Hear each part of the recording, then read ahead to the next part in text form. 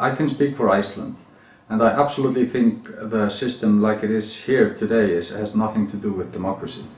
The country is controlled by political parties, and they have their own agenda, which has not very much to do with the good of the general public, which democracy should be about. The way we have done democracy up till now, that system simply doesn't have the legitimacy it had before the crash.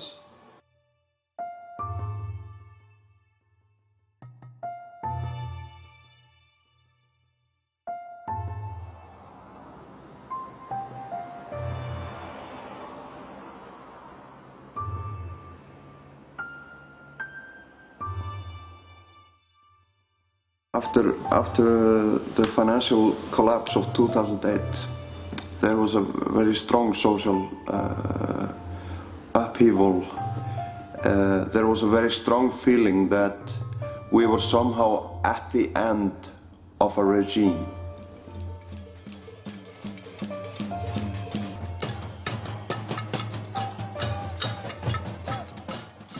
Instead of responding with anger and going to protests and making a lot of noise, there were also very many people that were thinking that, you know, we don't need protest or anything to bring this system down. It's collapsing on its own.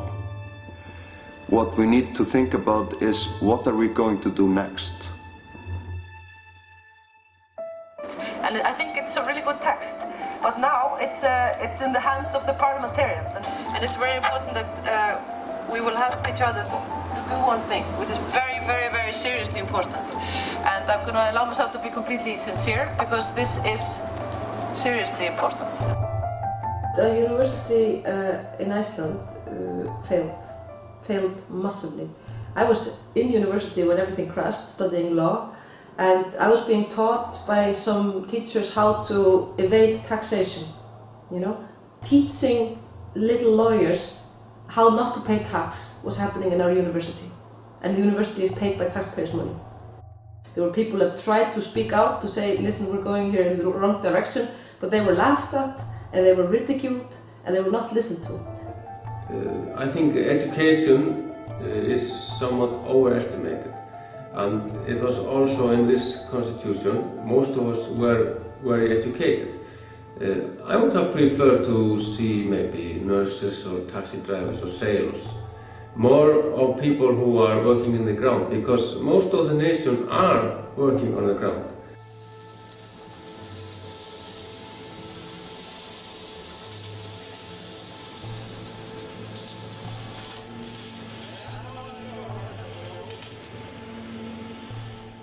There is a war between the people who own the world, the people who control the world, and the rest of the people, the masses, the people that in some cases feel like they have nothing, they have no say in anything.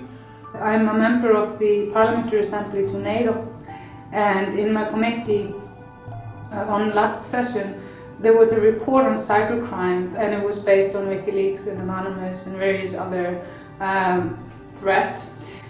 After the report was introduced, the person responsible for it said that they had drawn the line where cyber crimes or warfare would be considered an act of war, so they could send in the real world war up against it. And I asked, where is this line? And they said, we don't want to tell, because those that want to use the internet for that sort of purposes will go to the boundaries of this line that we have.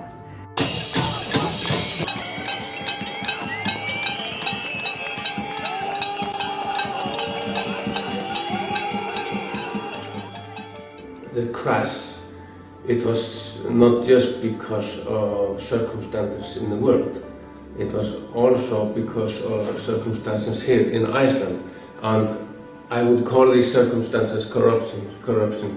The banks had become bankrupt way before, but they had been collecting money from Holland and Great Britain through these ISAVE accounts, and when everything collapsed, these debts became the debts of the Icelandic public is completely unfair. And if we think about it, this whole banking system is incredibly stupid. I don't understand how this can still be going on. I think if Europe would have any sense, they would close down the banks and start all over again and say, if you're going to borrow 1 krona, you have to have it. You cannot just invent it. At the same time, they owned the media. So we were in a situation, you know, that we were not being told the truth. The media it was not the thing what they were saying, but not what they were not saying, you know.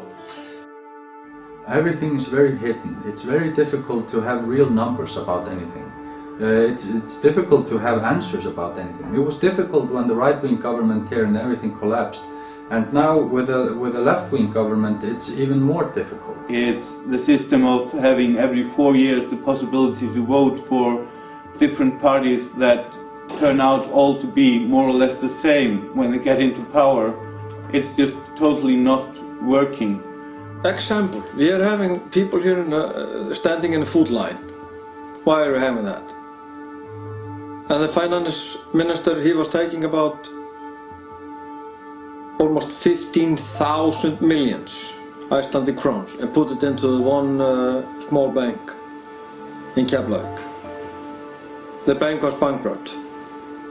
Why didn't the finance minister just let this bank be a private-owned bank? Just went bankrupt. Why was he taking 15,000 millions from the people and put into this bank and having these people standing in food line? It's corruption. During the protests, you know, people were generally very negative towards IMF, but now IMF is doing what they like to, and the government that was voted for being against IMF, they are doing what they want them to do. Að standa í brúnni, vera formaður ykkar á þessum sögulegu tímamótum. You always start with yourself. It sounds very egocentric, but it's not. Because I believe I'm fighting for a better life for myself.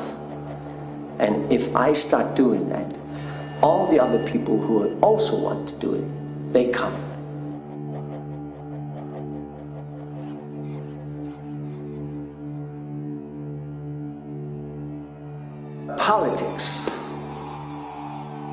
Politics, there are like, when a system is the same system for decades, it means there are the same power people, same power groups, families, and they don't want to change the situation. I'm not saying all political parties are evil or bad, but I think what they do is they give people the chance to not think. You know, you just think, okay, I will put my ex here with this hurt people and trust them. And it's not a great idea, because we have to think by ourselves, you know. And if you just decide to outsource your participation in society and democracy to other people, you are betraying your society, I think. You know, so I think they become little mafias, unfortunately, and they start just thinking about how they can maintain themselves and how they can maintain more power and how they can get their people to the right places and stuff like that. Since the crash in 2008, up to about 50% of the voters would like to vote some other party which they haven't seen, just anything else other than the old political parties, or they would turn in an empty vote or wouldn't want to vote. The parliament has had, they haven't even reached 10% trust. About 9% of Iceland trust the parliament. In a recent poll, the majority of Icelanders thought that the elected officials in parliament were looking more after the interests of the banks than the homes or citizens in general. We are not good enough consumers, and that has to do with general consuming and also democratic consuming. people tend to forget very quickly what the political parties are about and what they have done in the past. They're sticking with them like football teams, like fans of football clubs, and that's really something that we have to learn not to do. You ask a politician, he doesn't know what he's being asked about, but he's willing to give you some answers. The answers are many times just pure lies. And they're just spinning up things just to keep the power place. They just go to their own party meetings, and people who come to their party is people who are in the party. And that's just a little group there. I've seen lots of good people with good intentions going into a political party, and because they have this really, really good thing they want to work on, and in a couple of years they are suddenly agreeing to all sorts of really stupid things because they've realized that it's the only way that they can get their good thing across in that party. I would never ever go into politics because I don't want my soul to become corrupted and evil. I mean, I was willing to do this constitution because it was a limited time, only 4 months, and I believe that I could go in and out and still be a relatively normal person. What democracy does is try to distribute the power as much as possible, to try to let each individual carry as little power as possible, so they will come as little corrupted as possible. Example, if you have about 10 kids on the age from 6 to 8 years old, and you put them into the room and you put some chocolate cake on the table, and you say to the kids, you have to leave the cake alone, but I have to go outside of the room for a half hour. What's happened?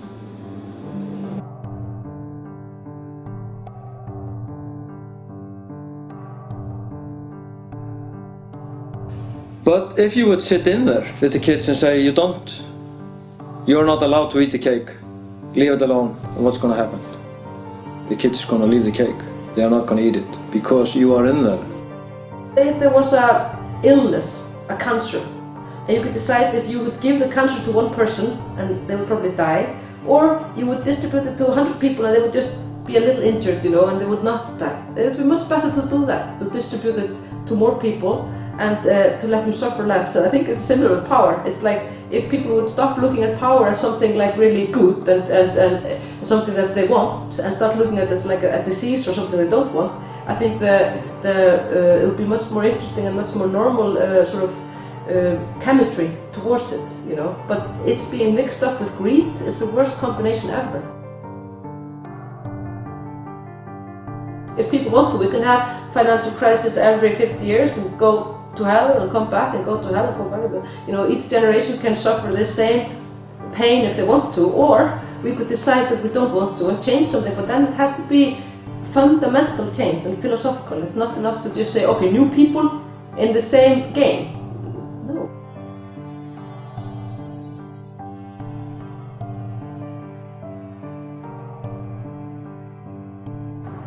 The citizens movement was a project that was brought together by many groups in the grassroots that had been like very dissatisfied since the collapse, and they got together. Those groups that felt it right that we should start an official party, register it and go all the way to elections, those groups became then the citizens movement. And it was officially started, I think, in the end of March 2009 with our collapse in October 2008. And those groups have been discussing for a very long time, trying to find what are our mutual focuses, our mutual policies, our mutual goals, our mutual vision, what unites us. We had to think very quickly. We were all, you know, saying no in the beginning. Never go to politics, and nobody wants to be an MP in Iceland. We wanted to change things, not be a part of them. I think the society, in a way, pushed us to make something for them, which was the civic movement. But afterwards, I think we had too little time, because we worked very effectively in the civic movement when we started to the election, but after the election there was no plan B. What are we going to do if we get elected? In the beginning we didn't want this pyramid model for the party. This wasn't a party, it was a movement. So we wanted to all be equal. So it was no leader. We didn't want one leader to lead us, because we wanted all to be leaders.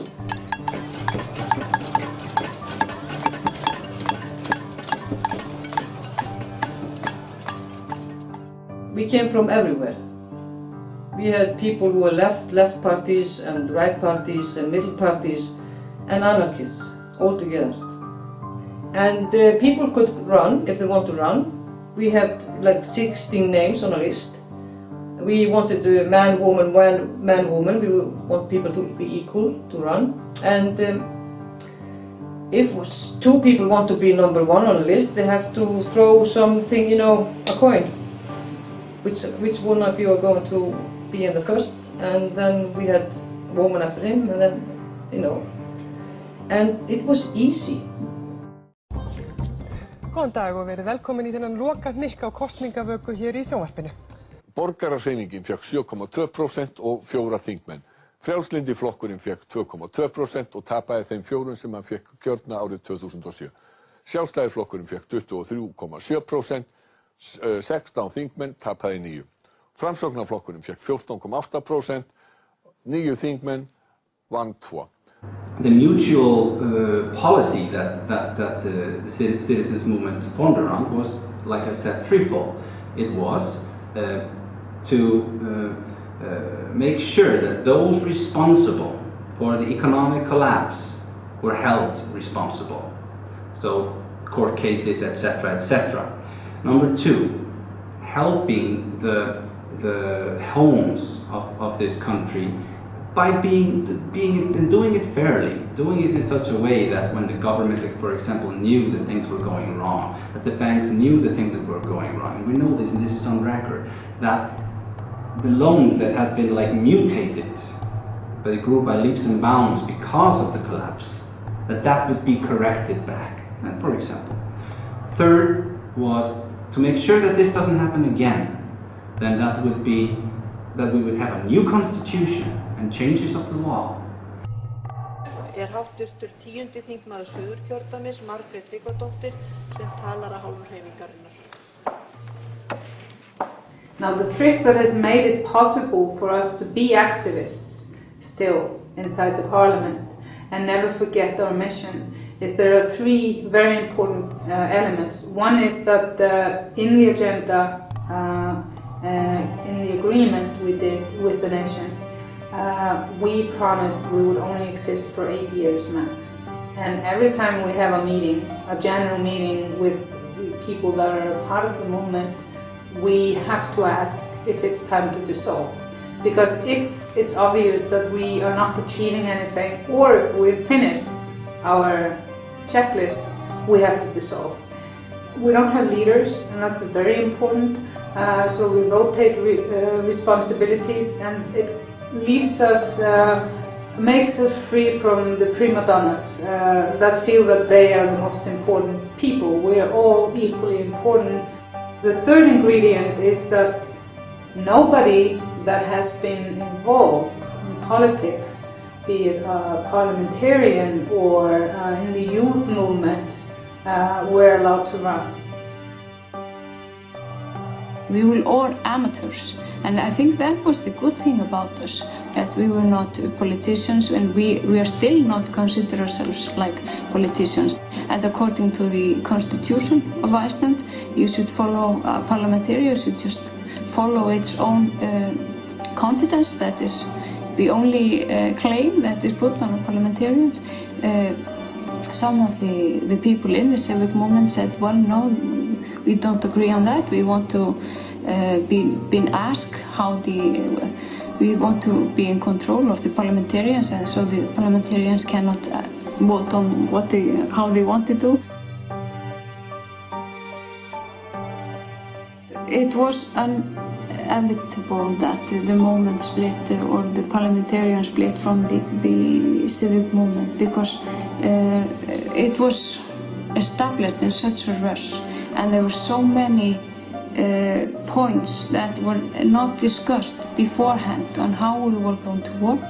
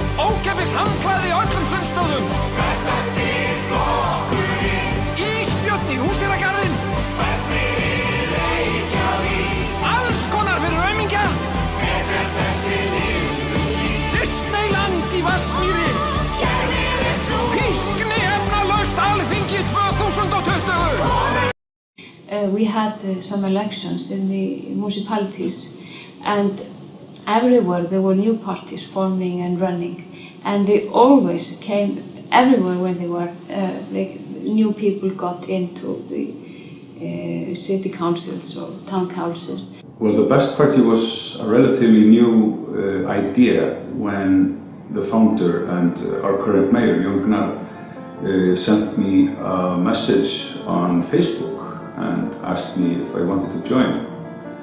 And I said, sure, what do I have to do? And he said, nothing, it's just going to be fun. Most of the people in the Best Party are artists and worked as such before we got elected. You can say that every single single person of the Best Party is a very common, regular person. None of us had any political background, so everything was new to us. About a month after the election, I realized what had happened. We kind of took the city and ourselves, I think, by storm.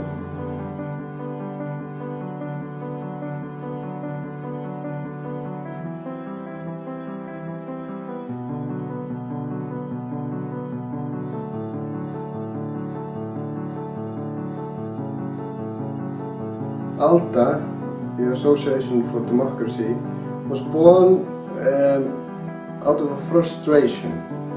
There were a group of people, myself included, who were frustrated with the new government which took over after the crash in 2008 weren't making any changes to the system. They were following the IMF, they were you could say that they were readjusting and reconstructing and re-establishing the same system that was before. A lot of people hoped that they would change the system both economically and politically and allow for more democratic participation and direct democracy. But we weren't seeing any changes. So a group of people came together and started the association to find ideas of how we can make our society more democratic, not ideologically but in practice. We needed to find real examples out in the world which have been tried and tested. One of the clear demands of the pots and pan revolution in 2009 was that there should be a constitutional assembly. One of the first things that we did in ALDA was to create a group that would make special proposals for the constitutional assembly or constitutional council. One of the examples was that we thought that a part of the elected representatives in Parliament should be selected randomly from the general public. And we based it on an experiment in British Columbia in Canada, where they selected 160 people randomly from the general public to create and and put forth a new election law. Randomly selected representatives are more likely to look to the general public, look for the greater good. They are not as likely to be trying to look for special interests or working for other groups or corporations. They're simply part of the general public. I think people are very much aware of that there are some things definitely wrong about the economic system and the political system. The problem is, and what we need to do to change it, change the situation and get people more integrated into the discussion about societal issues, is that we need to create decision-making processes, we need to create forums, we need to create channels for people to get their ideas into the system.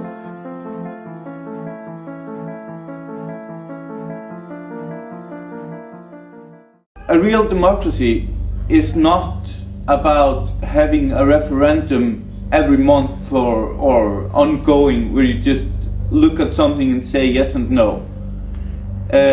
If we would go only by that, then we would have a really dangerous system, because then we would have something that the people would not be bothered to check out the facts, to check out the best points for and against. People would just go and say yes, no, because they saw on the television or they saw in the newspaper that that was the way to go.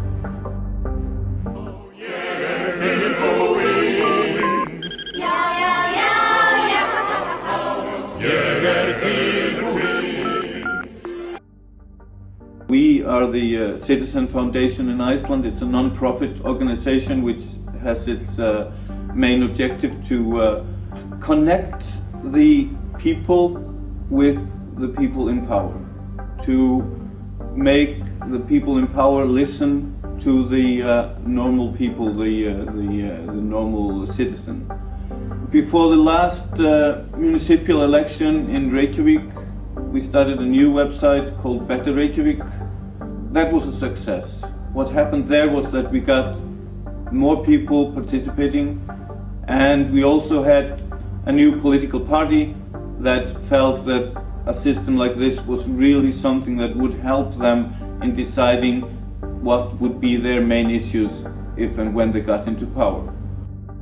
One thing that is probably really important is that we were addressing issues that were much closer to people, not the big governmental issues which people have been told they can't understand because it's so complicated, and also people have been told indirectly is that you don't have anything to say in that except every 4 years.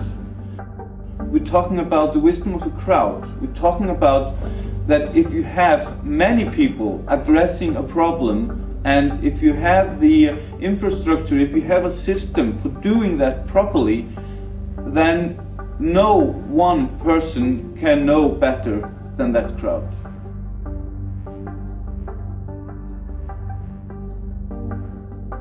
We need to have a system where people are actively participating in the decision-making, and not only decision-making, but also in finding out beforehand what are the main issues.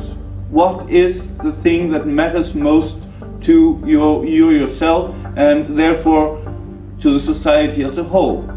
We need to find out from the arguments, is this the correct priority, and if so, how can we, from those best arguments, how can we do a working plan? How can we make a plan how to implement this, how to change it from a simple idea plus arguments into a working plan which preferably everybody can agree on, but practically speaking, hopefully 80–90% of the people can agree on this is the way we want to go.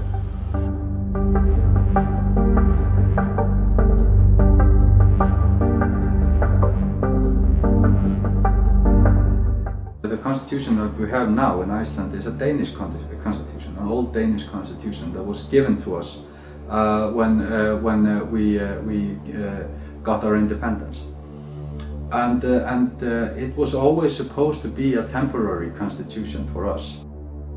The basic idea about the constitutional society is that the people should write their own constitution, not the ruling government. This field was dominated by the politicians and the academics. We decided very quickly that we were not going to take any stand. We were not going to say that this amendment is right or this is wrong or anything. We just wanted people to start talking about it. And that was, I think, a really wise decision. We had always the threat of doing this ourselves. But the roots of this is that the ruling power has never wanted to change the constitution. So they really needed a little push in the right direction, and we tried to be a very polite but very pushing in all our methods. If the Icelandic general public would write a constitution by itself, who is a government to say that that is not the right constitution? People were really given the possibility of participating in all this process.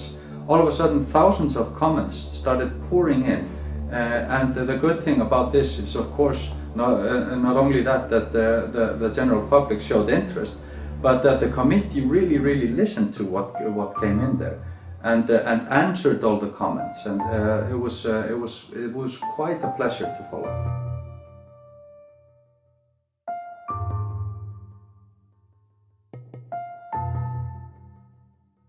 What we did in the Constitution Council, we decided with 25 people with totally different backgrounds and very different views, we were going to find the solution we could all live with. We were not going to find the solution most people wanted and just like run over the minority.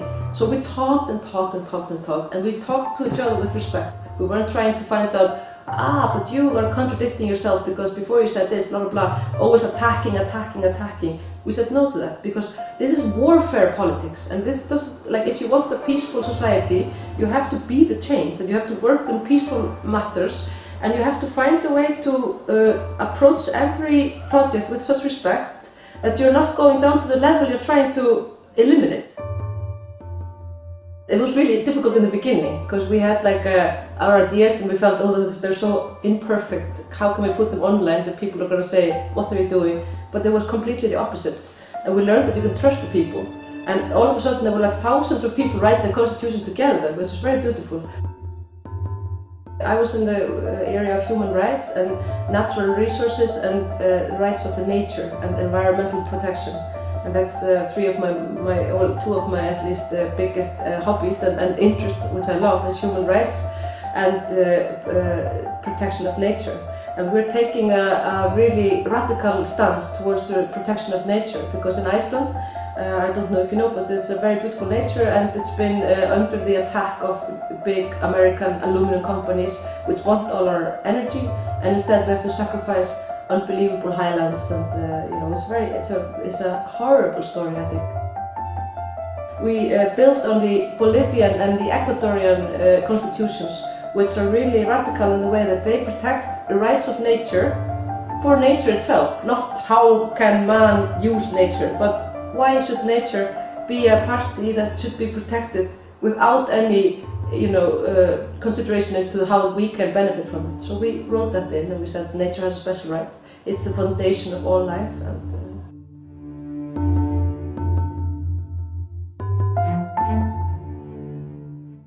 The second group were mostly talking about the system itself.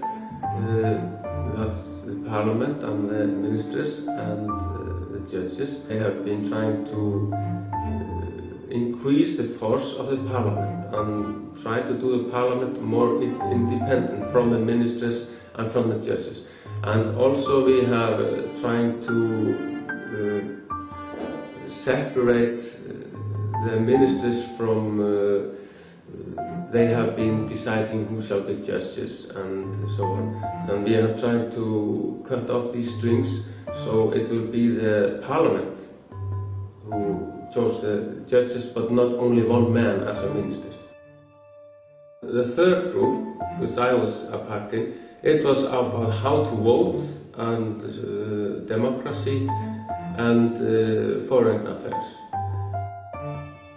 Our most important task was how to vote, and in Iceland we have political parties, but the voter, he has nearly nothing to say about who he will vote in the party.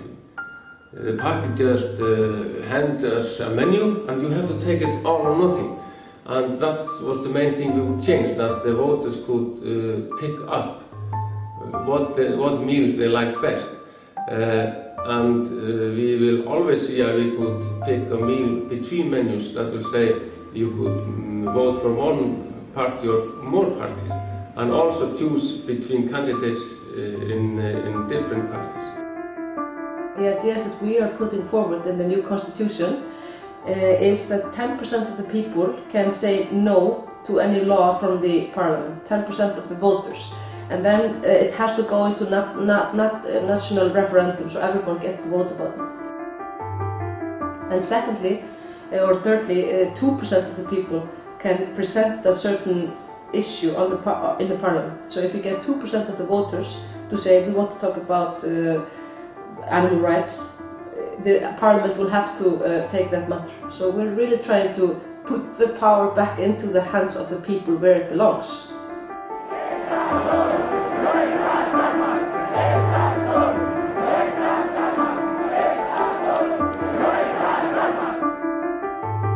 The biggest problem of our work is that we are a little bit stuck in the Montesquieu thinking that the power is three. It's like the legislation, the judges and the government.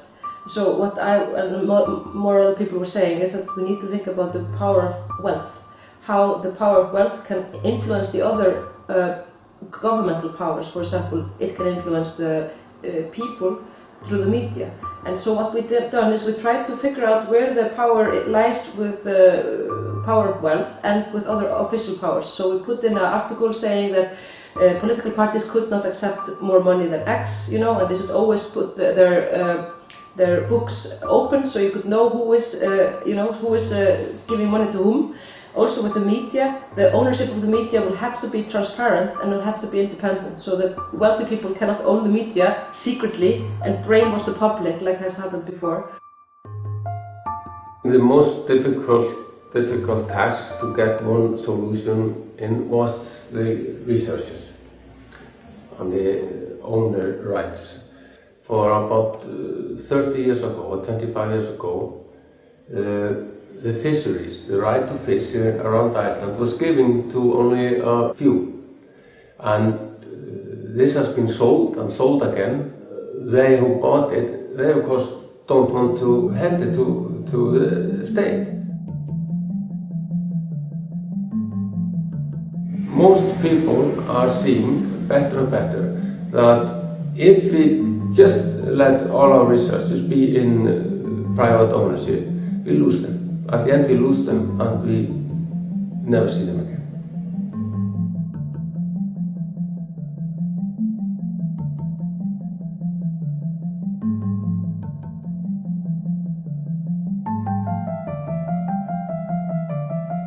We did not focus so much on the crash or the money problem itself. We focused more on why it occurred. If you want freedom, you have to take the responsibility with it. But in Iceland there was freedom without responsibility. If you earned money, you put it in your own pocket. But if you lost money, you said, I'm sorry I can't pay, and the taxpayer has to pay it. And I think that's what we are trying to say no to. No thank you for this system.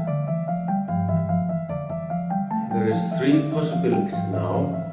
One is that the new constitution will go to the people to vote on. I think this option is unlikely. Number two is that the parliament maybe do their own constitution, and then both of them will go to a referendum. Maybe that will happen. And the third option is that nothing happens.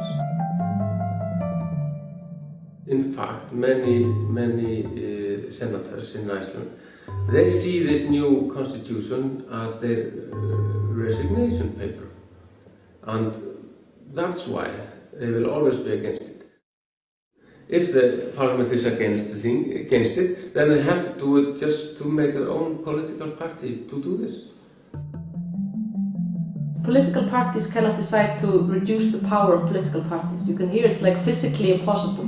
So what's going to happen is that they're going to try. But I believe that if our ideas are good enough, they will conquer. That's the way things goes. You know, if this is a better constitution, the people of Iceland would demand it. And if they demand it, they will get it. That's the new lesson we've learned. We've been waiting for this for almost 70 years. And every 4th year in new election they promise a new constitution, and then after the election they're like, we don't have enough time or money or some explanations about there's not going to be a new constitution. So we go to election again, and then they promise again, and this has been like this for almost 70 years. But now they have no way out. I can promise you that. There's no way out for them to let the people down.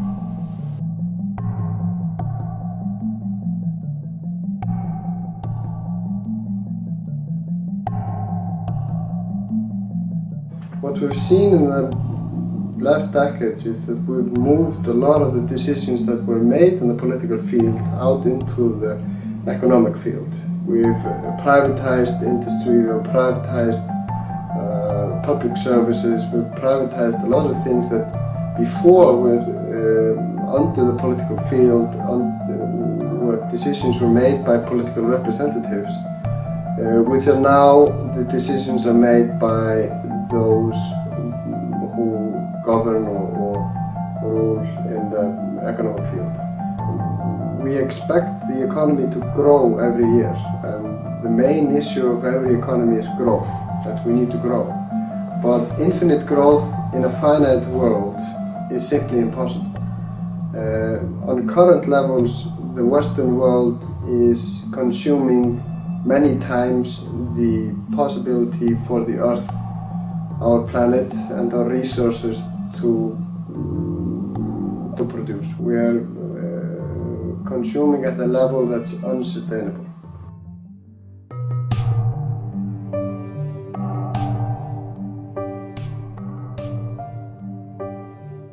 There is no power stronger in modern society than the power to create and issue money.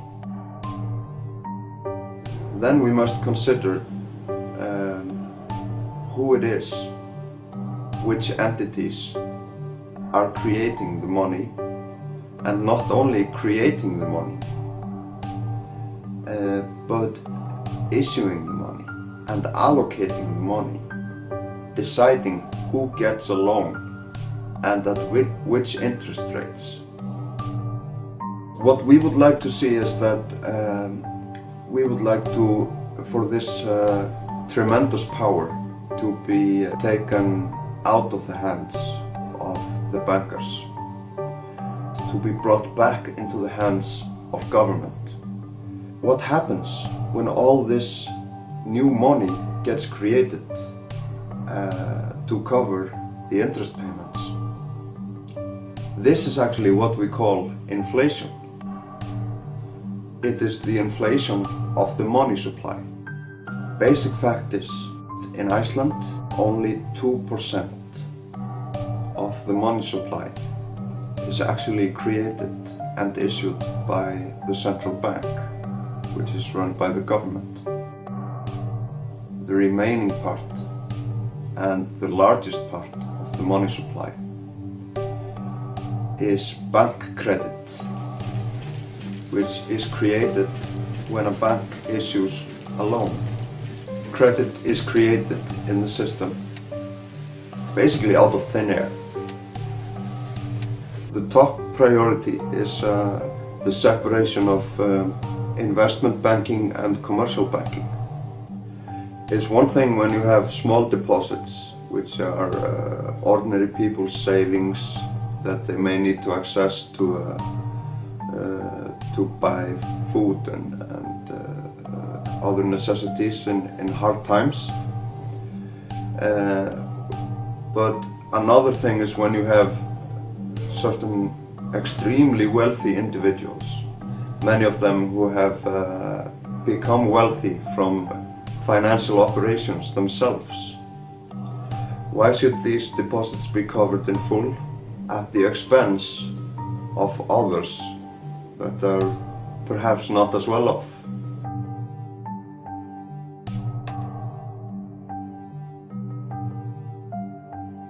Another thing is that in order to provide this refinancing for the new banking system, the Icelandic government had no other option than to take on huge external debts. These debts can only be paid from taxes, from future taxes that will be eventually paid by myself, and others like me, and perhaps by my children, and even by their children.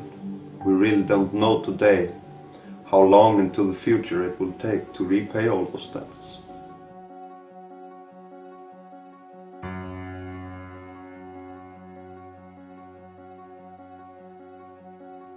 One of very strong points that have come through in our discussions in our group is that to have a better and healthier economic system that really serves the public needs and not private interests.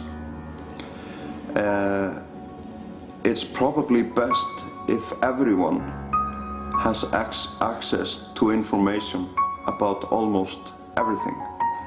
So why should there be secrets about an entity that is not a person? There's nothing personal about the business. It's just business, right? So why should there be any confidentiality? Wouldn't it be better if everything was out in the open? Fact is, the Icelandic media doesn't talk about this. And I'm saying to people, this is no surprise to me. The Icelandic media does not talk about what's important for us people. They talk about what's important for them as owners, as greedy people. People who are power hungry, people who are running after money. They don't care about this. They want to silence this. You know, they are not only taking the property from us, they are not only privatizing the banks, etc., you know, making it all this financial religion, but they are also taking the language. The politicians, the financial people, the lawyers, they were speaking a kind of a specific language, and they were ruling us with the language.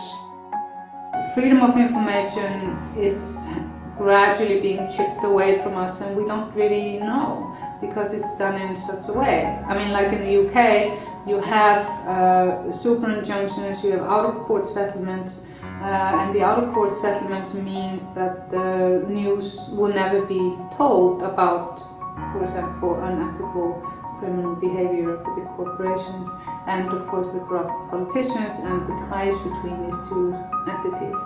And the super injunctions means that if you as a journalist are placed under super injunction, you cannot tell that you can't tell the story, which is super censorship. Nú rétt fyrir fréttir nálguðust fjölmennar sveitir uppreisnarmanna borgina óðfluga.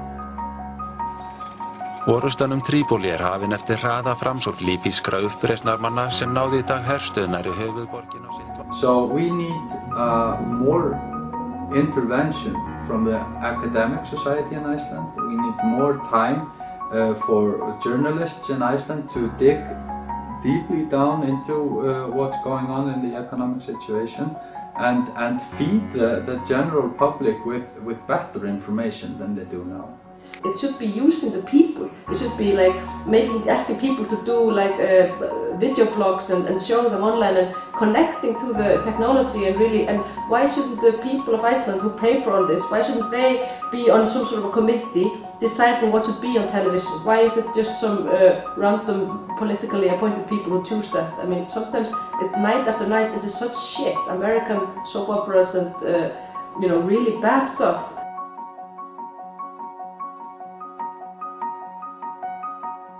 You're not going to change the world unless you change the way you do stuff. You as an individual, you have that responsibility.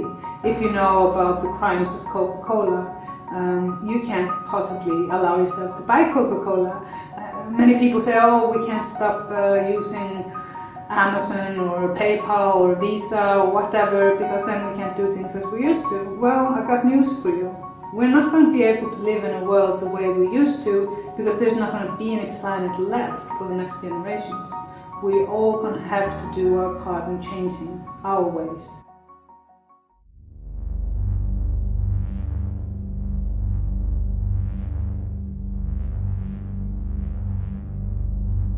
Well, Immi started with this event, exactly this event, and it's Reykjavik Digital Freedoms Conference, and it was held at the University of Reykjavik on the 1st of December 2009. And I was invited to speak there, and Julian Assange and Daniel, at the time called Smith, now Domside Burke, were speaking on behalf of WikiLeaks. And they were discussing this idea that had actually been presented a year earlier by John Perry Barlow, the founder of the Electronic Foundation in the US, about taking the model of the tax haven, where, if I want to start a tax haven tomorrow, I would pull together all the best laws in the world in order to create secrecy. Now, the idea that John Perry Barlow first provided here in Iceland was to create sort of Switzerland of bytes, where you could provide safe haven for freedom of information. We wanted to change or write or improve, upgrade 10 different laws in 4 different ministries. And so it would have been impossible because of the system we have and traditions for parliamentary laws not to be passed, or laws that are written by parliamentarians, and particularly from the smallest movements or parties. So we decided in collaboration with the staff here in the parliament to create a proposal tasking the government to do this task of changing 10 different laws or writing. For example, we don't have any proper whistleblowing legislation, which is critical for a small country like this. And to my amazement, somehow managed to get the entire parliament to agree to do this, including the government, the prime minister, and all the ministers that were present during this voting. I really call upon people to look at laws, not only information laws, but laws in general, and to use the method and the way of the hacker. Okay, so like the hackers, they look at systems online and they look for the weaknesses in the system. And sometimes they, by exposing it, sometimes in a very colorful way, they show the weakness, and then the companies responsible for the weakness can improve them. Or they, the hackers themselves, improve them. The good benefit of working with WikiLeaks at this time was that they had managed to evade both the lawyers from around the world that had threatened them and taken them to court. They had won all the court cases, and they've always managed to keep the information online no matter what. So they had the hands-on experience where the countries are actually functioning, where they're not just nice letters on a piece of paper.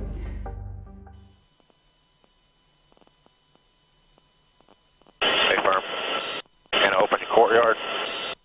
Yeah, roger. I just estimated there's about 20 of them. Yeah. Oh, yeah. I don't know if that's a Bushman Bellman, copy White 6. That's a weapon, yeah. By doing what we're doing with IMI, it's not about making Iceland necessarily the best country in the world, but to set a standard. Because from my experience, I've been traveling all over the world to speak about freedom of information because of IMI, and of course because of my work with WikiLeaks. I was one of the core volunteers during the times of the collateral murder video, and I co-produced that. I feel that there is just so much need that we stay on top of things, and that we make sure that we have these pillars of democracy. If you don't have freedom of information, expression and speech, you are not living in a democracy. Keep shoot. Keep shoot. Bushmaster 2-6. Bushmaster 2-6. For the time being, we do not have any civic rights with our information online, yet so much of our very personal information is now stored, and particularly in hostile countries like the US.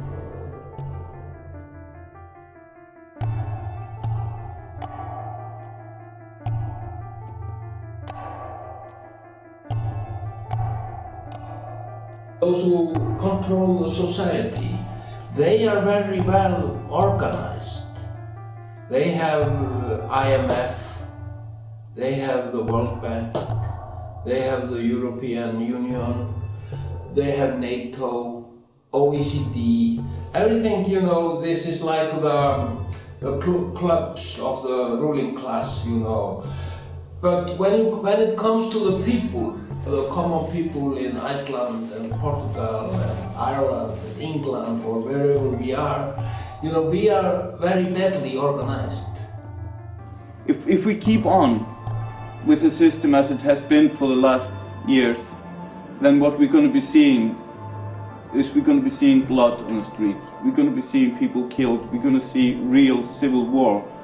And I think that the people in power realize this, but they're still not, they definitely don't want to let go of any of their power. There's only one thing that will scare the people who are in power enough to let them think they don't want to be in power anymore, and that's the threat of revolution. I'm sorry, but that's the only thing that worked here. It's like saying, okay, if you don't obey us, we are your employees. We are the one that pay your salaries. You are there as our servant. If you don't understand when we want you to leave or when we want you to do certain things, you will have to go. And if you don't want to go, we will carry you out. Simple. But that's the way it is.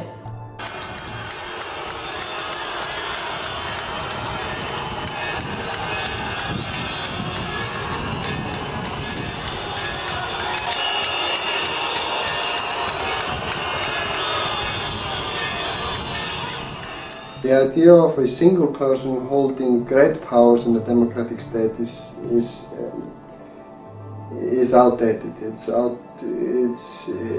obsolete. We need to move the decisions to the general public and take powers from offices of single persons or a few persons. What we decided was that we are not going to try to present some one silver bullet as a solution, but we would rather try to bring out many different ideas from what we had before. It can be done. We have shown that it can be done. You can start with your two empty hands and just with a lot of force and people who are willing to volunteer. It is doable. You can do it in Portugal, you can do it in Rome, you can do it in Greece and everywhere.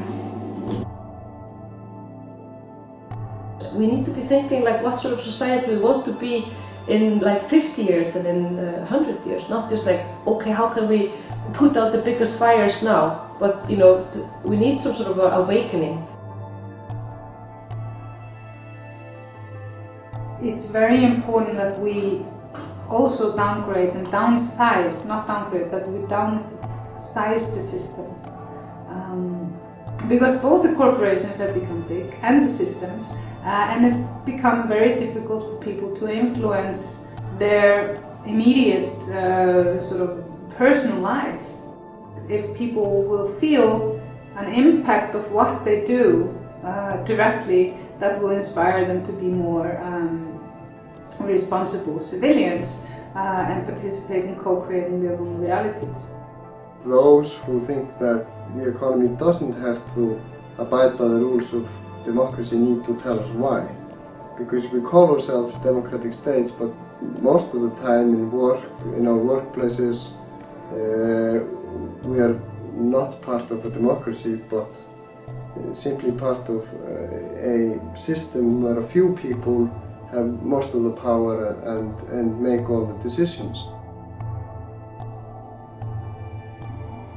Many of us believe that at this point in history it is actually possible to bring on new ideas, new things and reform without having to first get rid of the old things. Because what has happened is that the old way of doing things has mostly taken care of itself, and it is no more. I mean, some of the left-wing parties are doing more right-wing decisions in some areas than the right-wing parties, and this is just a distraction. And the right-wing parties are doing the same. I mean, they're building huge systems. That is absolutely not right-wing from my cookbook.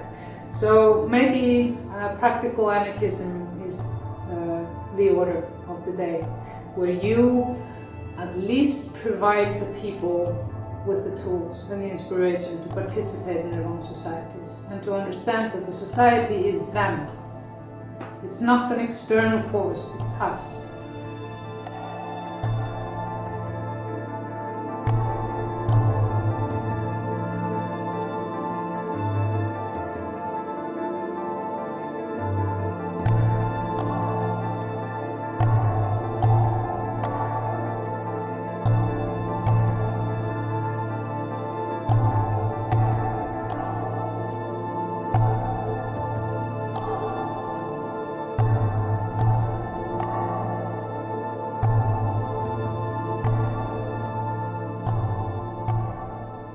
Fighting for change is fun.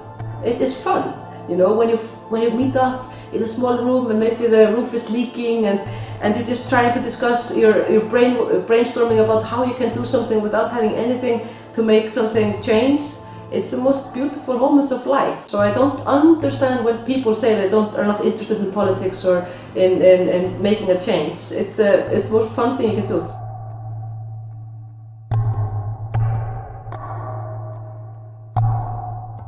I was always thinking about my kids and my grandkids. Do I want to leave this to them and tell them just to, you know, have no future, just pay the bank's debts and, you know, and just to realize this is life? No, this is not life, not for me. You can always hope for a better future. That's my message. Freedom has the face of a human being. It's not a wool. Black hood. That's not freedom. Freedom has the face of a human being. That's very clear to me. And a smiling